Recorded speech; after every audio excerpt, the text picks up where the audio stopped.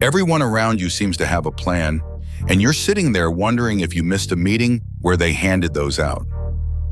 Your roommate is applying to med school. The person you went to high school with just got a job at a company you've heard of.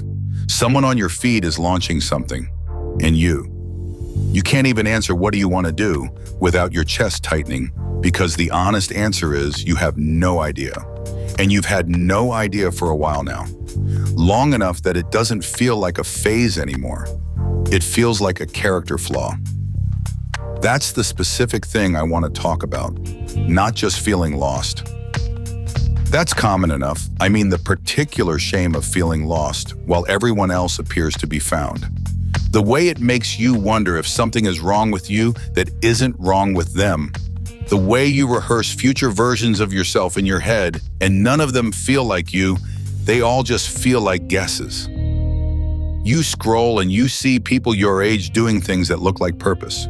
They have vocabulary for what they're building.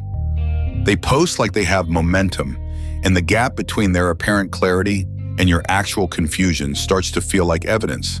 Evidence that they figured something out that you haven't, that you're behind, that the window is quietly closing. And I want to stop right there before I say anything else, because if you're in that place right now, and I mean actually in it, not just mildly uncertain, I want to acknowledge something first. The confusion you're feeling is not a sign of laziness or lack of ambition. It might actually be the opposite. Directionlessness tends to hit hardest in people who care the most, who want to do something real, something that matters to them, and can't stand the idea of picking wrong and wasting years. The people who drift without caring aren't usually the ones lying awake about it at 2 a.m. You're in pain about this because you actually give a damn. That is worth naming. And you're also doing something that is completely understandable given the environment you grew up in. You're measuring your internal experience against other people's external presentation. Your doubt against their highlight reel. That's not a fair fight, and there's actually a name for why it's so much worse than it sounds. The concept is called pluralistic ignorance. It was studied seriously in social psychology starting in the 1930s, but it describes something that's been true about humans forever. And it maps perfectly onto what you're experiencing right now. Here's the analogy first. Imagine you're sitting in a lecture hall and the professor asks if anyone has questions. Nobody raises their hand, so you assume everyone understood it. But what's actually happening is that most people in that room are confused. They just looked around, saw no hands, and decided not to be the one who looks like they didn't get it. Everyone stayed silent because everyone else was silent. The confusion was real. The confidence was performed. And every single person in that room walked out believing they were the only one who didn't understand. That's pluralistic ignorance, a situation where nearly everyone privately holds a belief. Or in this case, privately feels a doubt, but publicly acts in the opposite way because they think they're the exception. So the private truth never surfaces, and the false public norm just keeps reinforcing itself.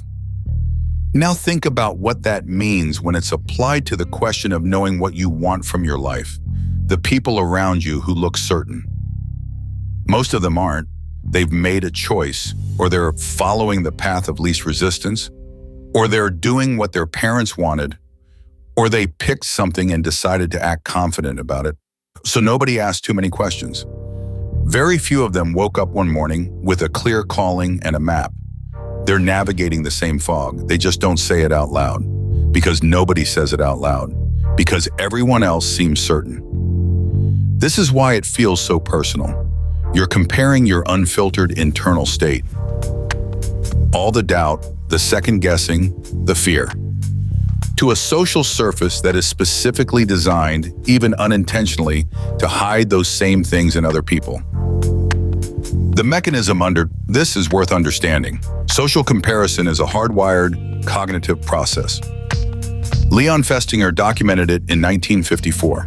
Your brain is constantly scanning your environment to evaluate yourself, because for most of human history, knowing where you stood in the group was a survival question.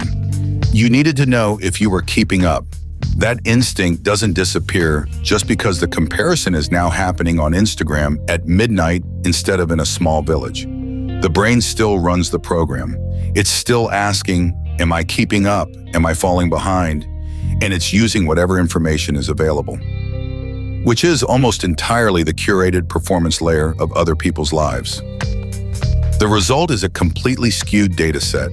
You're running a comparison algorithm on inputs that don't represent reality, and then treating the output. This feeling that you're behind, that you're the only confused one, as if it's a reliable read of your situation. It isn't. It's a system malfunction, not evidence. Here's where this probably lands for you right now. You're maybe in your first or second year of something. College, a job, a gap year that's gone longer than you planned. Someone asks what you want to do, and you give the answer that creates the least friction, not the honest one. You've maybe picked a direction before and changed your mind and felt embarrassed about it. You watch people announce things online. New projects, acceptances, titles. And there's this reflex that mixes genuine happiness for them with a private, sinking feeling about yourself. And you're starting to wonder if the problem is that you don't have enough passion, enough drive, enough of whatever it is that other people seem to have. The problem isn't that you're missing something. The problem is that you're using a broken compass and thinking the readings are accurate. Other people's visible choices are not windows into their certainty. They're just choices, made under the same fog you're in, mostly. The difference isn't that they know and you don't.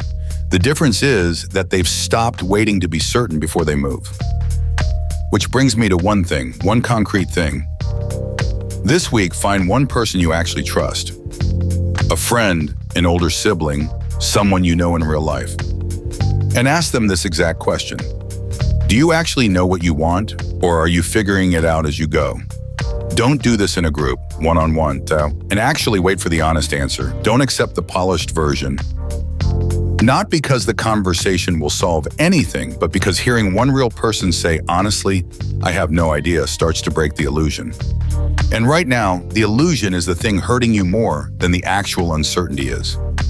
The uncertainty is manageable. The belief that you're the only one in it